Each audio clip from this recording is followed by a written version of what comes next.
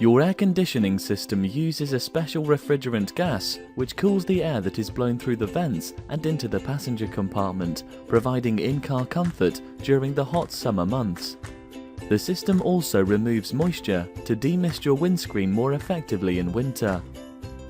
The air conditioning system can lose up to 10% of its gas each year and requires regular servicing to work efficiently and effectively. The aircon system is lubricated by a special oil that circulates through the system with the refrigerant gas.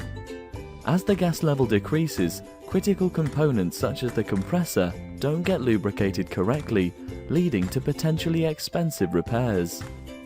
During our air conditioning service, we drain and recharge the system, removing any old refrigerant gas from your aircon system. We then check hoses, filters, belts and connections, and make sure the compressor and condenser are working correctly.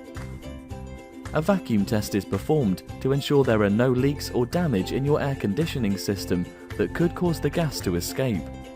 We then recharge the air conditioning system with the correct amount of new refrigerant and oil.